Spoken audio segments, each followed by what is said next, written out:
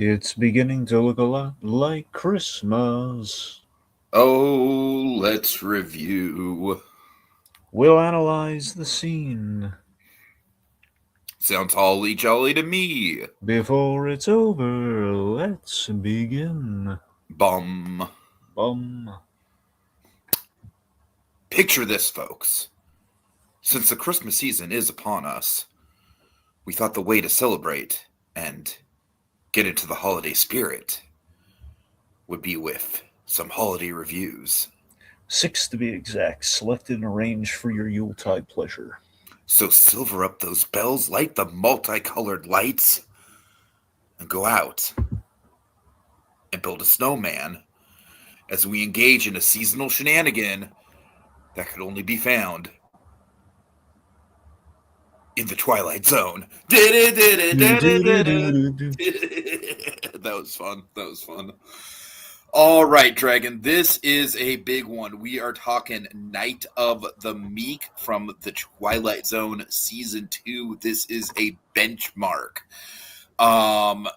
Just for context, for those who have been, following the lore of the channel and our Christmas specials, I already did this way back early on. It must have been season 1, season 2 at the latest of Christmas in July. But I did it when we didn't really know what the hell we were doing, Dragon. I was basically posting hey, I'm gonna talk to the camera about a Christmas special for 20 minutes and just call that a podcast. And yeah, that was not the right way to go about it, especially for an episode that is this important. Because Dragon, I'm just gonna say it right now. Revisiting this episode, this is peak for me, as the kids would say. This is I would say this is on my Mount Rushmore of Christmas media of any kind. This is it's really special to me. It's really special to me. That's all I can say. I think it's easily one of the best Christmas specials ever made for a TV show, easily. But beyond that, I just think it just represents the spirit of Christmas in such a raw way, and such a it's raw, but it's wholesome at the same time, and it's tragic, but it's absolutely uplifting. I mean, this thing is just magical. I could rave for days about how good this thing is. So yeah, as I'm sure we'll be doing. But what do you think? Given how drunk and disenfranchised Tiki is around the holidays, that's I know, right? something. Well, you I'm should not see drunk most of the time. No, he's drunk with seasonal cheer, folks. Yeah. Oh man! All right. So, what do you think of this episode, Dragon? No, I assume this isn't the first time you've seen it. Well, it's. I think it's the first time I've done a proper watch of it. I mean, it's been. Here's the thing. I have very spotty record with the Twilight Zone series. I've seen a few episodes, but it's something I've always meant to go back to and give a proper watch. But it's again. The Twilight Zone is such a well produced. It's got great presentation to it. It's a show that easily has earned its flowers, to put it in that kind of colloquialism. Put in that parlance. I think this specific episode is a great exploration into the Christmas spirit that only the Twilight Zone could do, and making kind of such a memorable yet that is eerie and kind of terrifying as the Twilight Zone can be at times. Again, not Twilight Zone isn't a violent thing either. Twilight Zone no. I think it's a common misconception that the Twilight Zone is a horror show. Yeah. If anything, I think the biggest calling card is not even supernatural stuff per se. It's existential horror. Yeah, exactly. It's existential dread and morality fables and stuff like that. So in that respect, this does it's on brand, because it's very much morality. There's a moral to this story, which is great, and we do express it really well. But also, be kind of in the existential kind of angst. We have a little bit of that there in kind of our start, but then we take it to a rather chipper place, which we don't usually get in the Twilight Zone. So it makes it very it's unique. One of the few happy endings of the Twilight Zone. Exactly. Instead of but that was time. We don't really have one. Oh God, that's a classic. Yes. Or why are they all pigs? We don't really have. But also, I mean, when I look back on this, though, it's just a lovely tribute to Art Carney, man. It absolutely. Is. I mean, one of the original TV stars. You don't want to like the other half of the honeymooners. Art Carney is just. And Piglet, don't forget about Piglet. Well, he is also in there. It's John Fielder. Dragon, Yep. John Fielder pops up in so much stuff from the 1950s and the 1960s, and every time he pops up, I'm sorry, he's a great actor. Okay, what was your Well, aside from the Twilight Zone, obviously aside from Pig, what's your big John Fielder go to when he pops up in the other? Easily 12 Angry Men. Yo, you're right. That's a good one. You know what I have? Easily. I have a more obscure one. Okay. One of the many guest stars. He might have appeared twice even, but one of the guest stars from Get Smart. Oh, okay, nice. I remember his was I forget if his name was Mr. Hercules or not, but essentially it was he poisoned Maxwell Smart, and it was really good. It had a great tension to it, where Maxwell Smart was poisoned. He only had like 24 hours to live, essentially. And he went to this gym, and basically he had gotten the best of him, and it was this thing where Maxwell Smart very cleverly he ended up giving him the same poison, only more fast acting. So it's so ridiculous, yet the tension was there. And remember, Get Smart has roots in Mel Brooks, but it's not a Mel Brooks product. So it started as a Mel Brooks thing, but it's the idea that they were like. They were fighting. They were trying to drink the antidote at the same time. So it's like almost like two thirsty men just trying to argue, fighting over like the life-saving beverage. Anyway, every time John Fielder pops up, he's a great actor. He totally totally earned all those roles in the 50s, but it is impossible to separate him from Piglet. It's impossible. Yep. All right, let's see. We also have Little Blue in the comments just saying, Merry Christmas Eve, guys. Merry Christmas, Eli. Hope you're having a good one. All right, so Dragon, I'm going to give you as much background as I can, but let me tell you, man, it wasn't for a lack of effort on my part, all right? I just want to be clear about this, and I'm sure you've run into this before with doing background. Dragon, every source that I checked IMDb, I checked multiple different wikis, I even checked written articles about the episode. Dragon, I swear to God, the only piece of trivia that I can find out about this damn episode, is I have a couple actually. I have one interesting bit of trivia in regards to how Rod Serling came about the concept, but basically, the one bit of trivia that everyone's going to tell you if you go to the wikis or IMDb or anything is that this was one of 6 episodes of the Twilight Zone that was filmed on videotape instead of 16mm film, and it was supposed to be a cost-saving measure for editing and cinematography. But I'm reading directly from the wiki here. It only amounted to about $30,000 saved for all 6 entries. And if you notice, Dragon, the visual look of this episode, I honestly think it works for how down to earth this episode is. I really do, but the visual clarity it's not up to the same standards as a usual Twilight Zone. Yeah, it's not like Nightmare at what was it, 60,000? Terror at 20,000 feet. 20,000. Yeah. No, it's and one of my personal favorites, Nick of Time, another great William Shatner episode. That's the one with the little fortune teller thing at the diner. Right. That was also like this season. So it's pretty obvious that this is an episode that was kind of like a cut cost sort of deal. And it does, in a lot of ways, kind of feel like it's a filmed play or a soap opera or something like that. It does not have the usual kind of like fidelity of a Twilight Zone episode. But honestly, Dragon, I think that adds to it. Honestly, it's not a style choice per se, but I do think it adds a kind of like grittiness and sort of real world quality to the episode. Now, the only other bit of trivia that I was able to mine, and this came in the form of a podcast. So apparently, Rod Serling, he got the idea for this episode when he was in, I believe, I'm not sure exactly where he was. It was, I want to say somewhere in the Midwest, and he was watching a Christmas parade. And there was what he would describe as a fourth rung Santa in the parade who was like, he was skinny. He was like, kind of stumbling. He was obviously a little bit intoxicated. And Rod Serling, and the Santa was getting kind of jeered in the audience a little bit. And Rod Serling, he just being the fucking visionary that he is, he took that moment and he carved this out of it. He basically created the he created the character of. I'm sorry, I want to. Sorry. Yeah, Henry Corwin. Yeah, sorry. I just wanted to make sure I got that name right.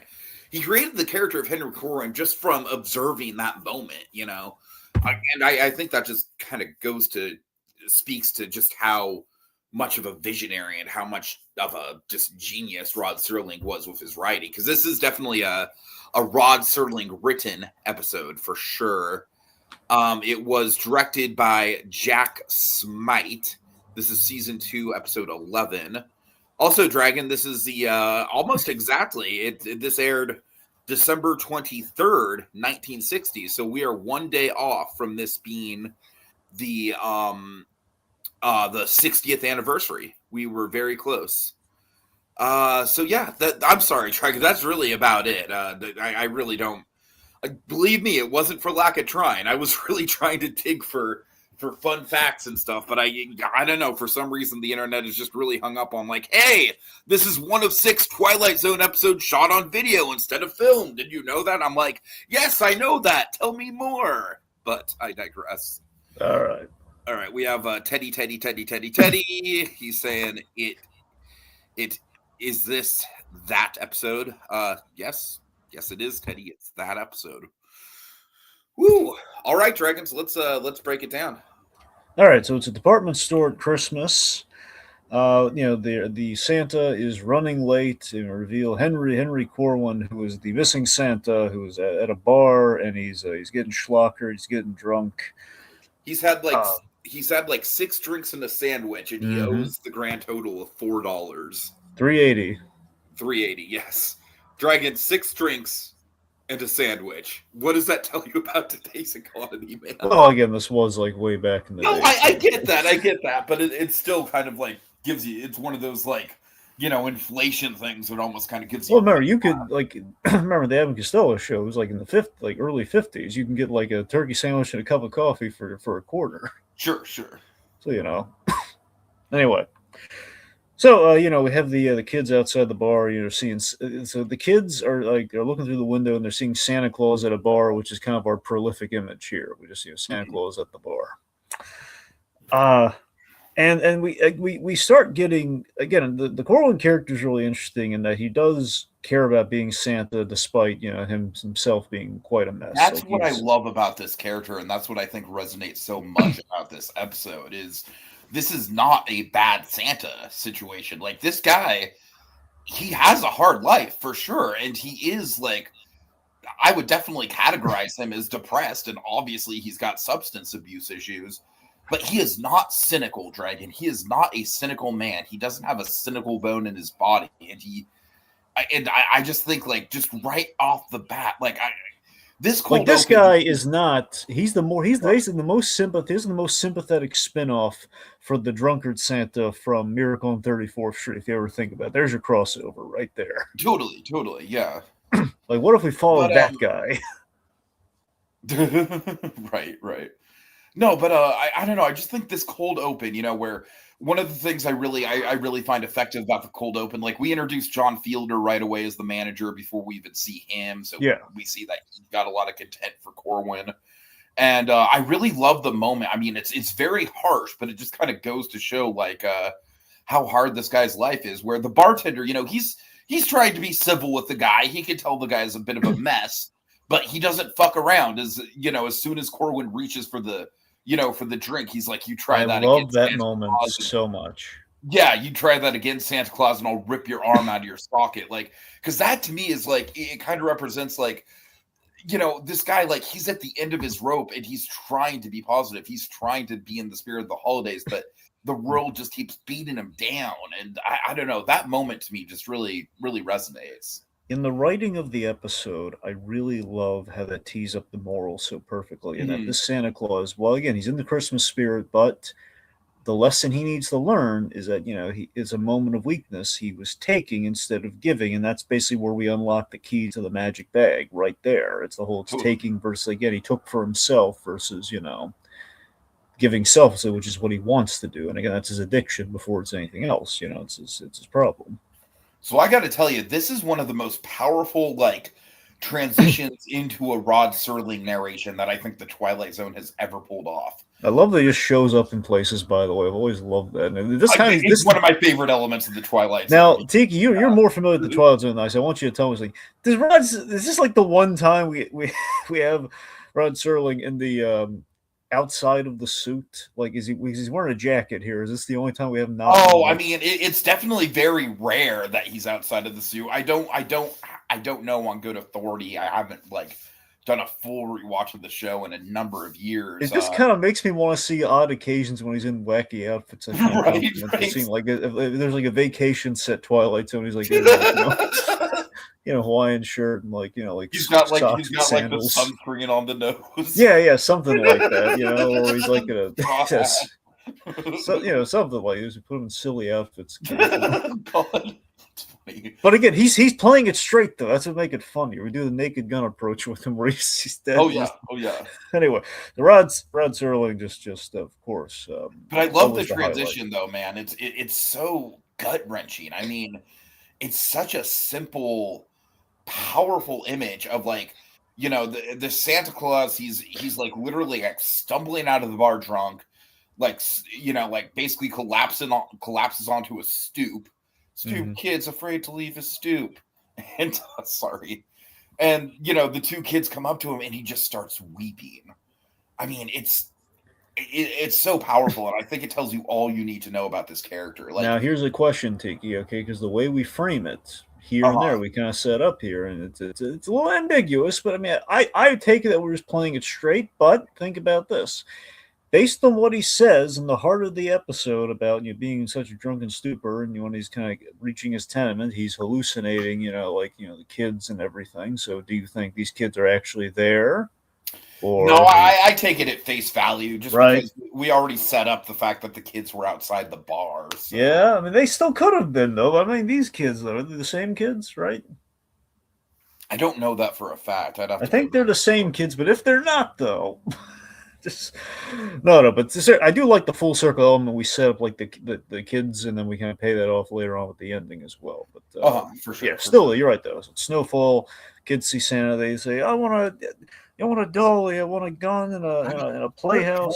I mean, he breaks your heart in this moment. It's genuinely soul crushing, And just having Sterling kind of narrate over the sadness that we're seeing too, like Henry Corwin, he's an annual Santa Claus.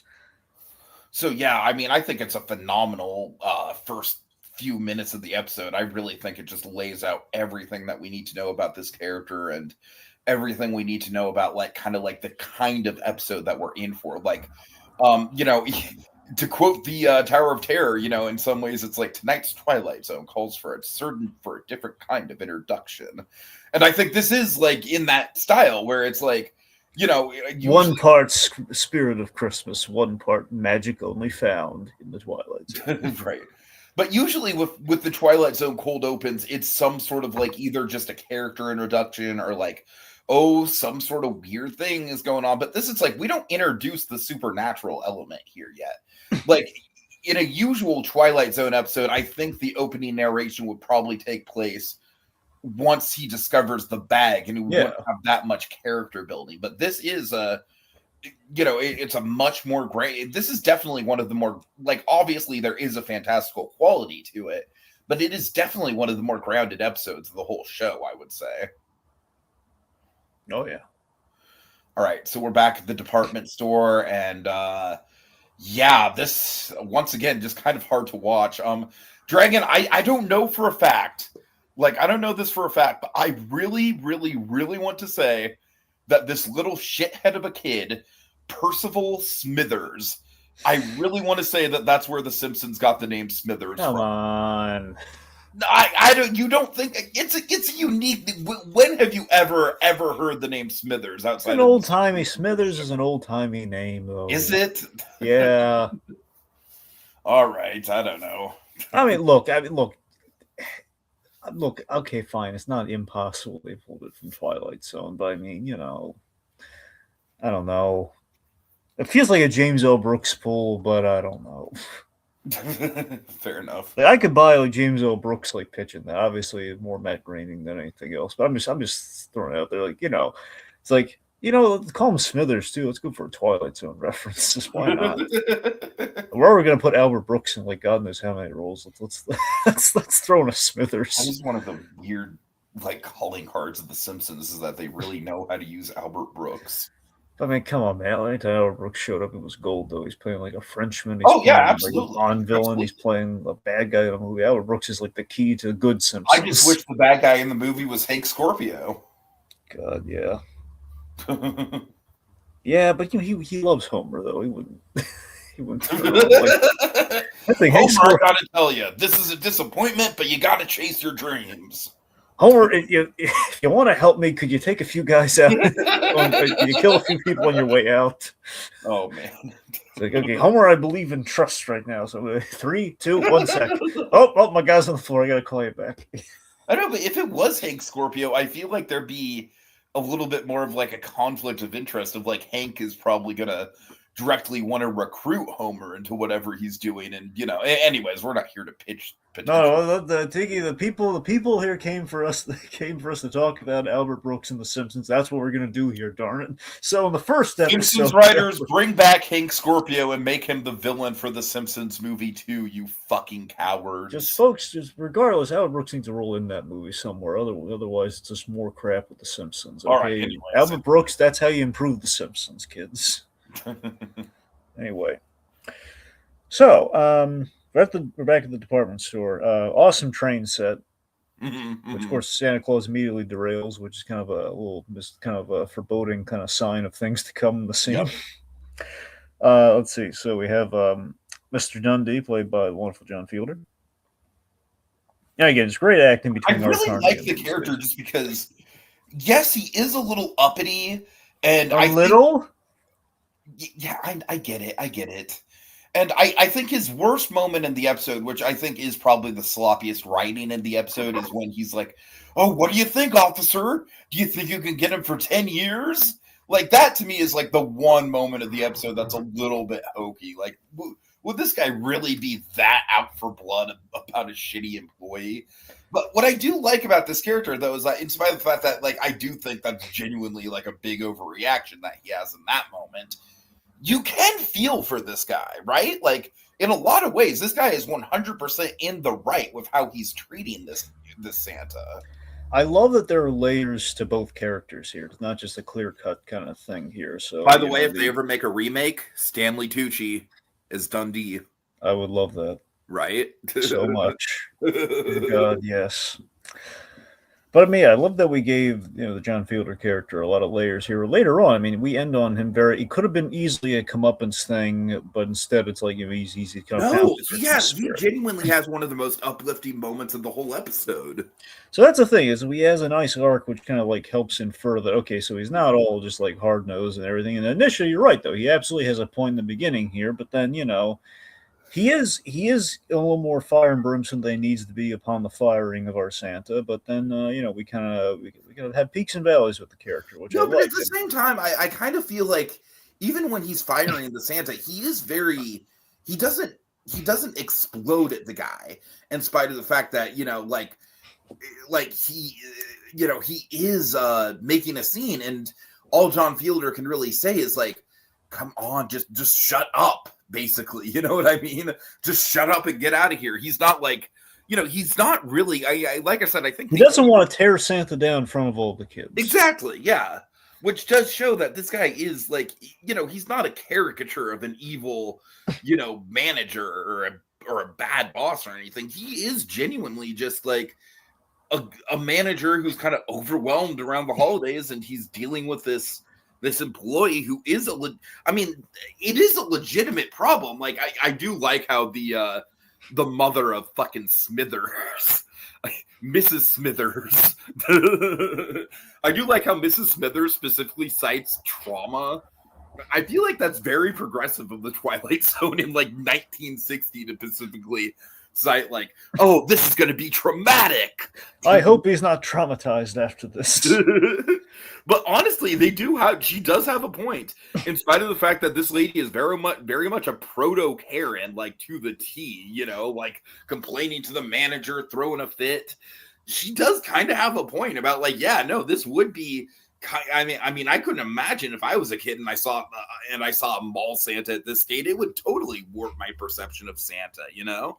So she's not wrong as much as she is a Karen in this moment. However, to be fair, though, if you look at it, though, I mean, as far as they're really perceptive on the drunkenness here, where it's like, okay, look, he's an old man who stumbled as far as they can really see. No, I don't know. I mean, first of all, obviously he's drunk. I'm just saying, as far he didn't really like say anything. I mean, drunk, this is coming from someone who's had, you know, like alcoholics in the family, and you can tell, Draken. You can tell.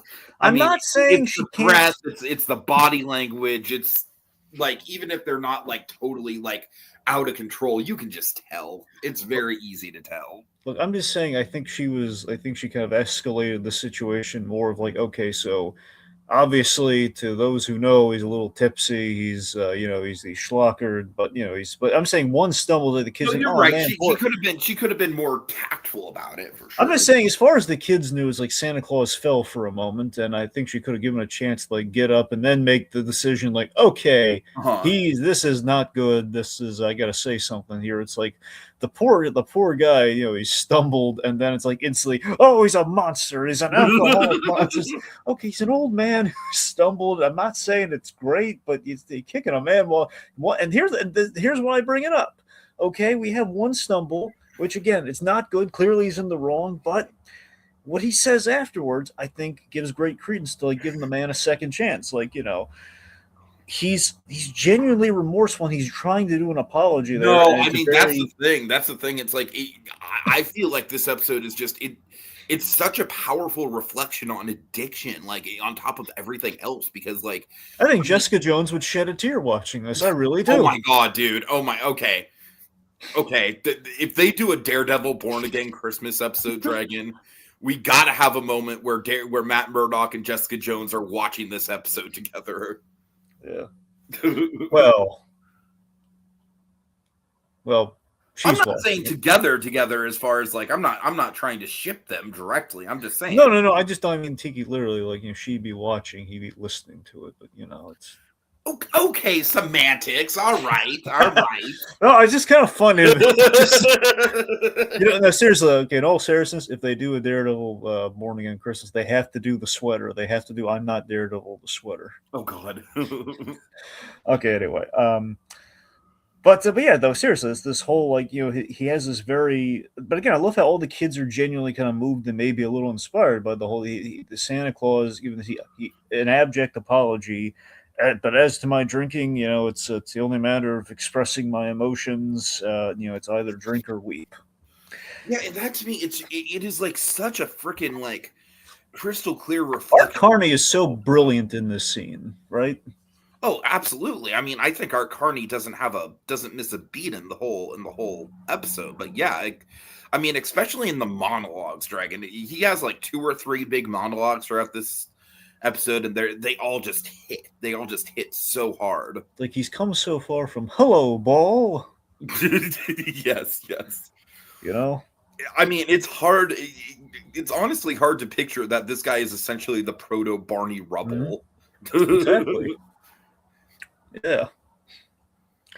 So I love that he calls like Dundee out. I'm like, I was not rude to that woman. Mm-hmm. That's the thing, and all that with her is like he wasn't rude to her, and he was trying to apologize, and she didn't give him a chance to. She didn't give him a chance to save it. She didn't give him that opportunity.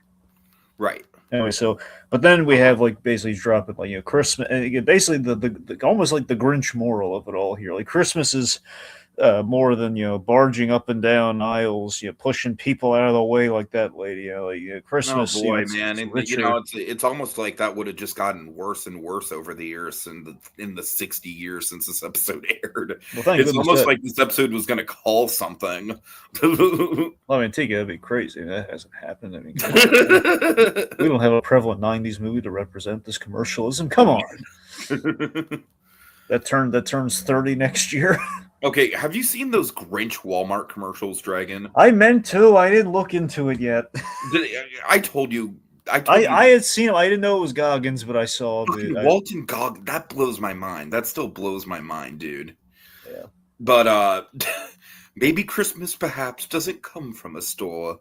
Maybe Christmas perhaps means a little bit more. Unless you could get it for 30% off at Walmart. No, we have Goggins Grinch like interject with that too. Like, nope.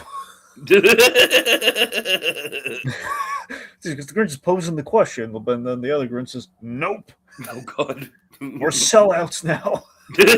Basically, yes.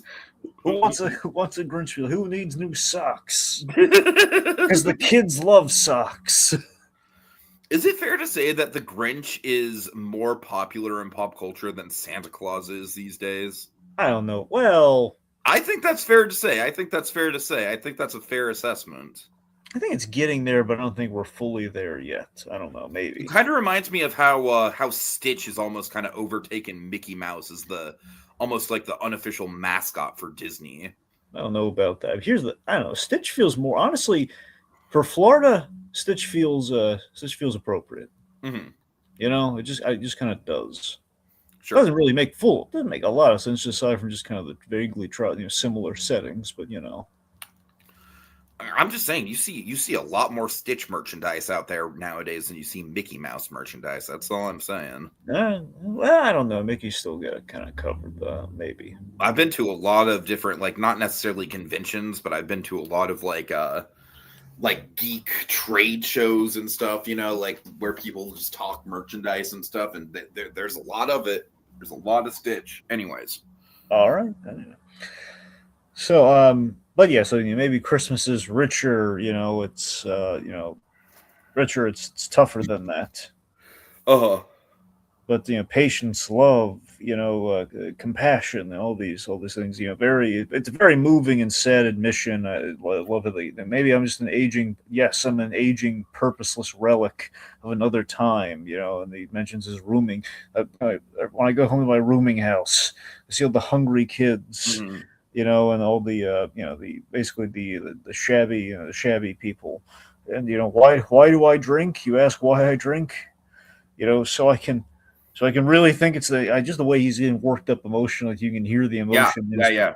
So I can really think it's the North Pole and the children are elves, and is where we set everything up for the ending here. So I think it's the North Pole. The children are elves. I will say I do think there's some ambiguity about the ending that we'll get into as far as like the supernatural element. So we'll get there. I love setting it up there with this, and with a bag of wondrous gifts.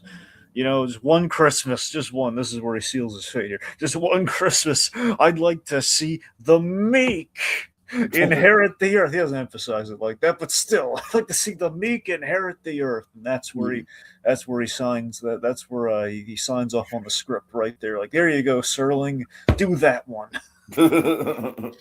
Just there you go, Rod. Is that good enough? Yeah, I think that'll do. Thanks.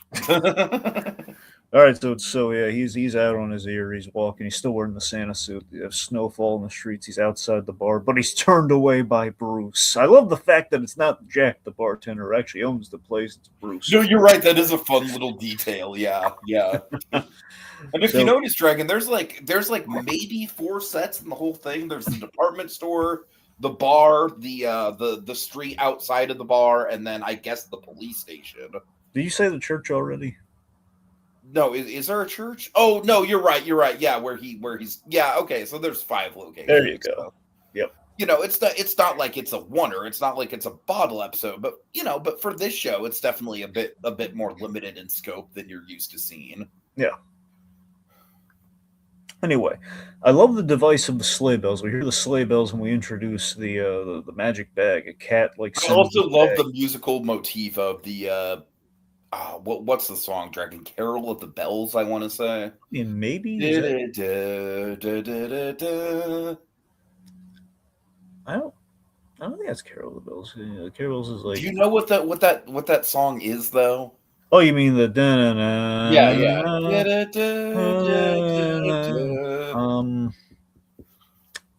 Anyone in the comments now? I'm blanking.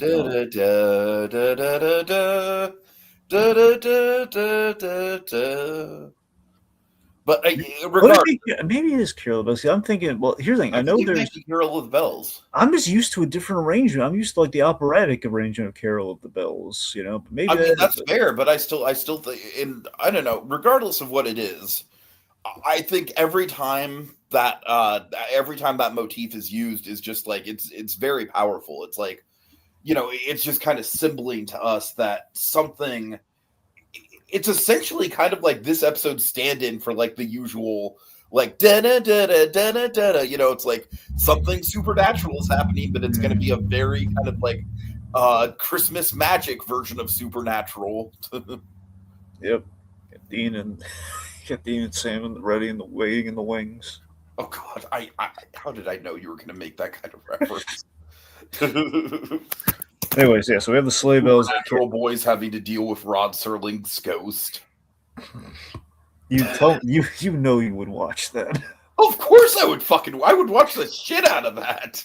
Yeah. All right, so a cat sends the bag of cans falling and out. They say it's a sack full of like canned food. It looks like, but then suddenly they hear sleigh bells again. Turns in the present, so there's an opportunity to live out that wish. So he kind of seeks it. Well, you've given it a second thought. Mm-hmm. So we interrupt Sister Florence's big Christmas Eve service that she's given in kind of like a makeshift church of some kind. I took the setting to be a soup kitchen, not necessarily a soup kitchen, but like a homeless shelter or something like that. It basically it's a place where the derelict are kind of in the downtrodden are kind of gathered. But it could be a church. It could be a church that's putting on like a function for Christmas. Yeah. I was saying it's like a sister in a service, but you're right. Though it could just be she's the religious element that has gone to. Or it could be like a retirement community as well. That's possible too. A lot of old people there. So we have Bert the old man. He shows up reporting that there's a Santa Claus. Yeah, he's going around. He's like, "There's a Santa Claus going around." Shouting, Bert. All right, I'm sorry. Go ahead. Stop eating cookies in the bed, Ernie. All right. Back when Family Guy used to be funny. Anyways. All right. Okay, so let's see. Okay, so Santa Claus comes in. He's making the rounds. He's making hay while the sun is shining, essentially, with the gifts as he's giving them out. It's a bag that everyone's heart desires. It's almost like a Cinderella kind of thing, right? Where it's like I get the sense that he kind of knows that this is like only going to be for a limited time, and he needs to like squeeze as much goodwill out of it as possible. Yeah, as far as he knows, it only lasts until Christmas Eve's done. So it's like Santa delivering the gifts. So he's giving it out, and I love in my mind, my heart of hearts, I like to think he's sober from the moment he grabs the bag. That's what I like. I'd like to think the Christmas spirit does actually sober him up. I could see that. I was saying the way he's playing, he's not playing it drunk from this point. No, you're right. Yeah, Christmas cheer. So I mean, I don't know if in his monologue in the police station, he's definitely like stumbling over his words. He's not stumbling over his words at all, really, in the monologues going forward. So that's the thing. It makes me think that I think the spirit of the holiday either sobered him up or maybe a little bit of time passed, and I don't know. Maybe just some good old-fashioned holiday magic. Yeah, maybe some Tabasco sauce in between the I don't know. Anywho, like some wake-up juice from Back to the Future 3. Who knows? All right, so let's see. So anyway, so he's giving out a new pipe to the old man. Some guy gets a sweater. So the bag just it conjures up anything the heart desires, anything everyone wants. He gives a cane to the old guy, which is really nice.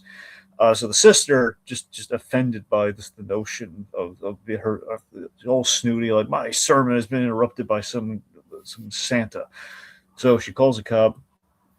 claims, thinks he's an intoxicated guy, just kind of crashing the meeting there, and he says, "I know, I'm yes, sir, I'm intoxicated with the magic and wonder of Christmas."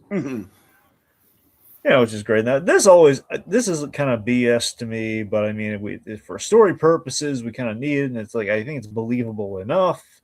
The whole like, do you have any receipts for this stuff? No, so it's automatically stolen. Like, come on, that's it's a bit of a it's a little bit of a gimme. It's a little bit of a okay. We need a reason to get him to the police station, and I do think, generally speaking, the overreaction to him, like especially like I said, I think the weakest moment from a writing point of view is Fielder just being like, "Oh, do you think you could give him 10 years, officer?" But I don't know. Like I said, I think it's kind of just like it's a little clunky, but we kind of need it. I like Flaherty, which by the way is more Back to the Future here. Joe Flaherty is like the Western Union guy from the end of Back to the Future Part 2. Also, Joe Flaherty, an early inspiration for Bob Odenkirk. Oh, there we go. One of his early comedy influences. Odenkirk had achievable comedy influences in the beginning. So Joe Flaherty was like, this guy, not too big, not too small. It's Joe Flaherty. Recognize. Fair. That's fair. Yeah. Anyway, so the officer, I like how he's playing nice with him here. He's not like not coming down on him. He's like, okay, look, let's go to the station. Yeah, he's humoring him essentially. Yeah. So he tells the officer, and the officer's playing nice as he kind of like leads him to the station there. Let's see. So they're at the station. Then Mr. Dundee has been called, and basically Mr. Dundee's making him. He's claiming this is like thousands of dollars worth of merchandise, which again has not gone unaccounted for. He's just assuming that, so that's really bad. That's the thing. That's the thing is that like if this was actually a real world situation, you know that there would need to be actual evidence that the inventory is missing. We need a whole letter writing campaign to get him out of it. It's a whole thing. Either that or like we need the e pluribus unum thing to get him as a get out of jail free card. All right, so let's see. So Dundee, he's he gloats and he's chastising our poor Santa Claus here about getting them 10 years for this. But he may get a few months off to get the rest of the loot because he's giving things out for like 2 hours. But Dundee tries to demonstrate the guilt here by reaching into the bag, and what does he pull out, Tiki? This is where he pulls out the brandy, right? Well, no, cans, Tiki. He pulls out cans. Oh, I'm sorry. Yeah. Right. You're right. Yeah. That's the thing. So the logic, I love the unspoken logic here of they don't spell it out, but I think you, the viewer, can kind of like the giving and receiving angle here. This guy is taking, and he's doing these kind of trying to take away from people and the Santa here, and that's why he's getting cans and the cat and his garbage. Now again, it's ambiguous though because the Santa brings some people see garbage, some people don't. Now it's maybe a thing of perspective. Regardless, though, it's the idea that he's trying to take the seasonal, the joyful feeling of Christmas away. This guy's representative of the commercialism of the holidays. So do you think it's specifically Dundee that is doing this, or do you think it's because anyone like just taking away from the bag? No, I like your. I didn't really think that deeply about it, but I like your theory about the that it's specifically like people who try and take from the bag instead of like give. I do like that. I think that tracks. I do like how the episode keeps it ambiguous. It really doesn't spell anything out for us too much, and I think that makes it all the more powerful. Now, I love in like Santa media, we always do it the world building on a Santa Claus. I love when the bag has like a defense mechanism like that. Like, look at Christmas Chronicles with Kurt Russell, the first one. The bad guys get a hold of the bag before we have the elves and everything come out, and we have like the whole Gremlins homage. Before that happens, the bad guys who took the bag, they're pulling out and they're trying to like see what the payday is, and it's all lumps of coal. And that's the defense mechanism. Anyone who's naughty opens a present, it's coal, and that makes Santa's job all the more easy. I love that. So something like that is kind of what I was like blown away by. Oh my god, we did that here too. That's great. All right, so let's see. So then Corwin. I love this. I love how self-effacing this. So Corwin's like, he admits to the cop, like, no, you're right. I've been giving out gifts from this bag, but I can't control how it works. It's just sometimes people get garbage from it. Often, I'm giving in the spirit of the holidays here. It's it's presents. Yeah, he's very matter of fact about it for sure. Yeah. So he offers a gift to Dundee, and Dundee's like on a whim. He says, some fine year of brandy. Some very fancy like cherry brandy or something like Yep, that. cherry brandy. He pulls it out, gives it to him, and he's on his way because the officer's And excuse this acting moment with Fielder, as soon as Fielder like has the brandy in his hands, like it's such a great switch because Fielder is such a rat throughout most of the rest of the episode. You know, he's you understand his frustration. It's not like he's like an evil guy, except for I do think that, like I said, the weakest moment of the episode is the whole like, you think you could get it for 10 years, officer? Like I just don't buy that anyone would be that vindictive about it. But no, the instant shift in his body language and his face and his performance it's palatable. Yeah.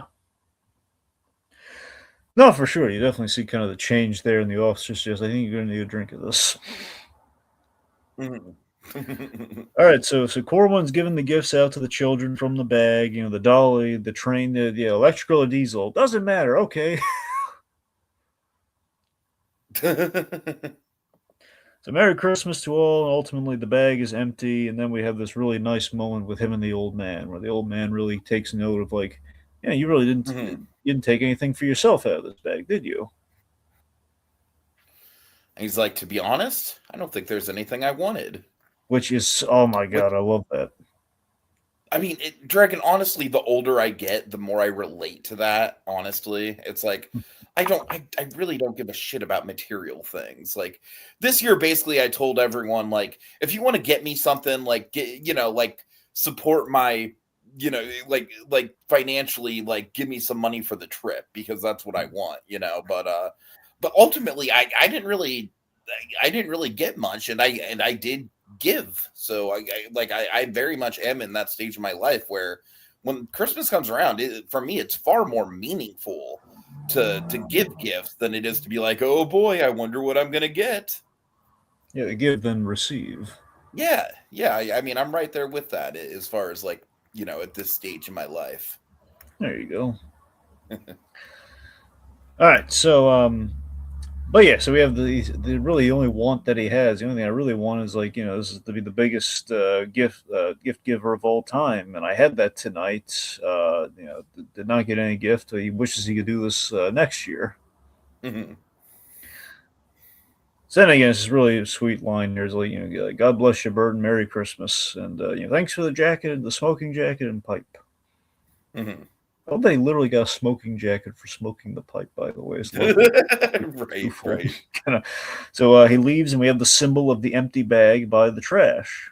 And Rod Serling was like a total chain smoker. So that Rod Serling was like, yes, that is a smoking jacket.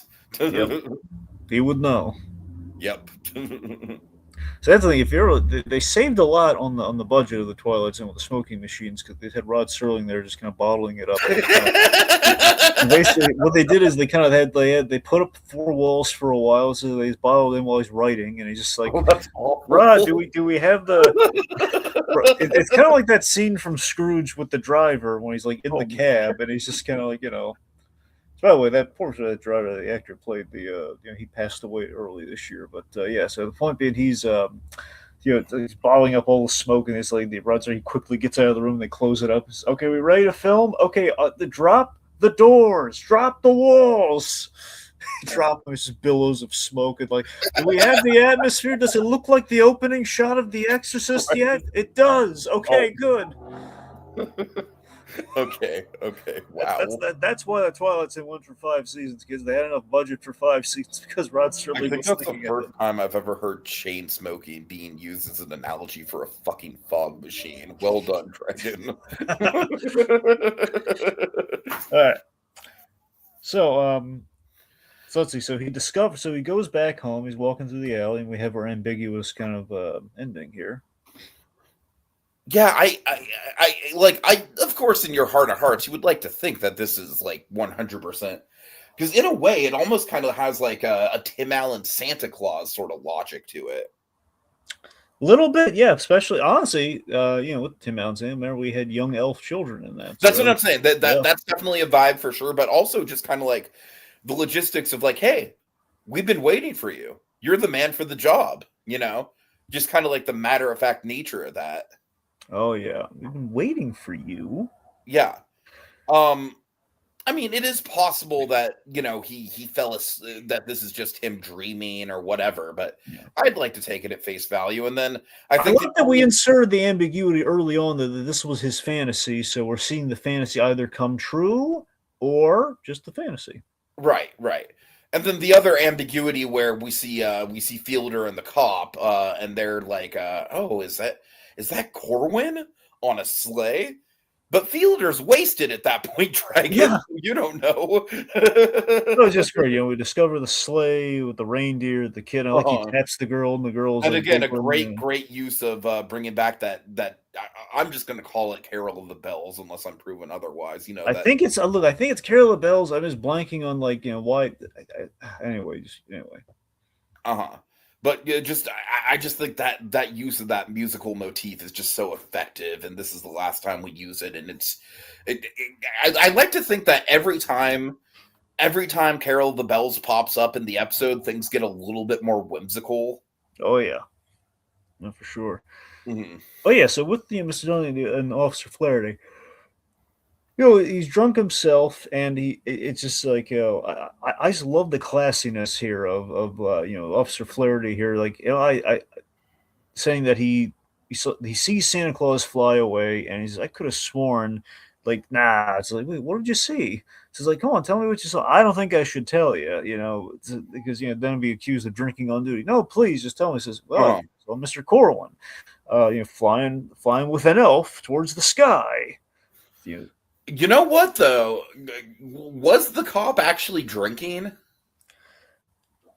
Well, that's the thing. I don't know if he was yet. He might. That might. I think if he grabbed 2 glasses, he might have had a little something. But That's honestly, fair. I think That's I fair. think the idea is he said he didn't want to be accused of drinking on the job. So I don't think he has drunk yet. I think he's Because offering him. Fielder is obviously kind of wasted. So that's I don't think the cop's drunk. I think the cop just thinks he's going crazy, and then if he says it, then he'll be accused of drinking on the job. So I do like that there's a little bit of ambiguity to it, but at the same time, I don't know. I think we can pretty much take it at face value.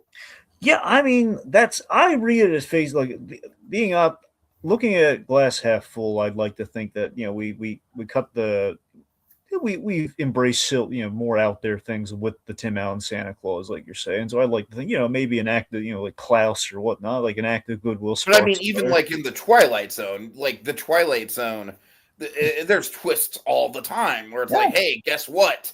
The beautiful people are actually horrific mutants. Exactly. Like there's supernatural twists all the time in the Twilight Zone. Yeah.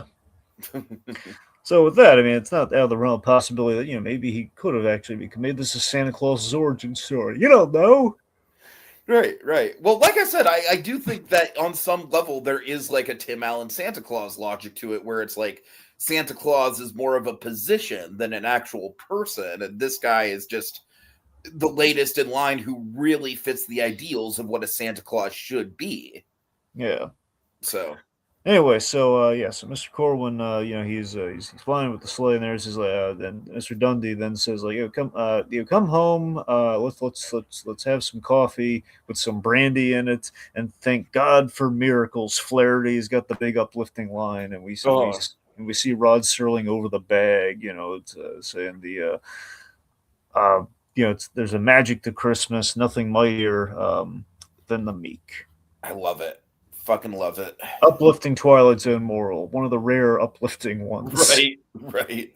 And yeah, like I said, Dragon, I mean, honestly, because I first watched this episode because I specifically had the Twilight Zone season 2 on DVD. That was just the one that I kind of got my hands on as a teenager. So I watched this quite a bit because I watched that whole season a lot.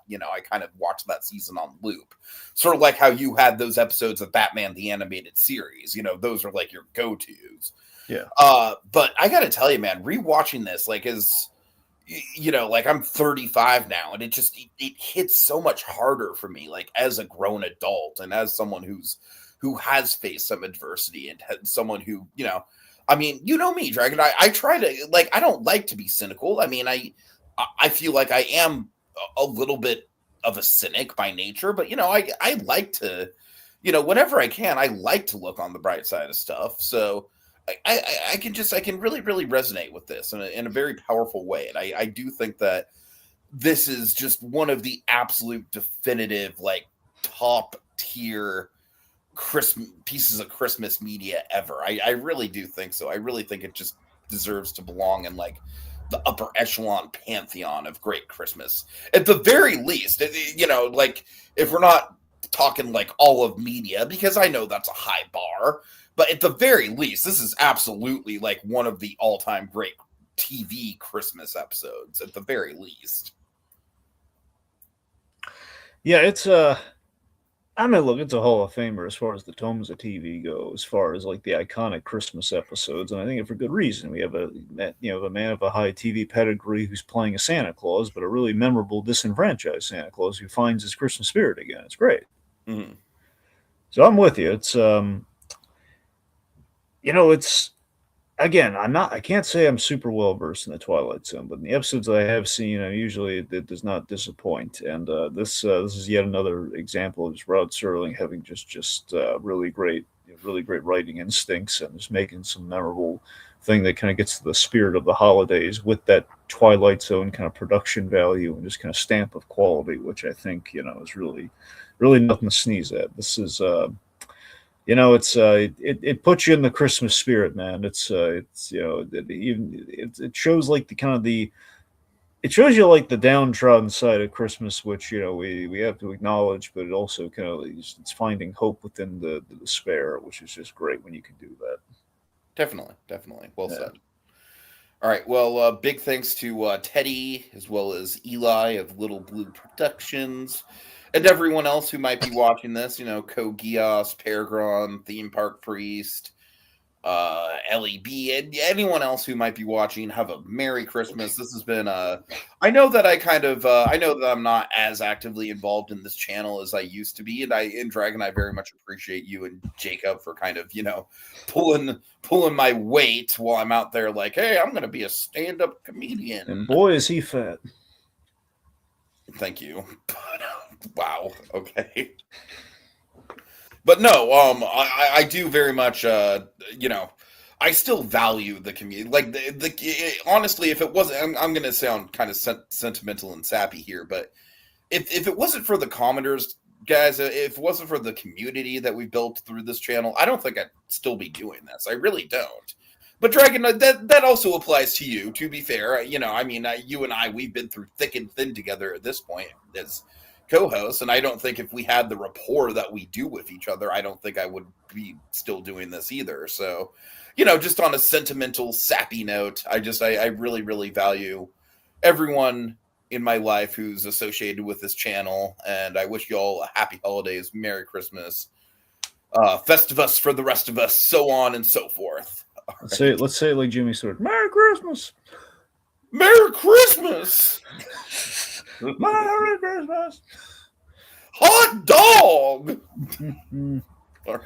All right, folks. Time to dash away all. But as we wave goodbye, don't you cry. We'll be back again next year for even more seasonal shenanigans. Fa la la la la la la la la la la.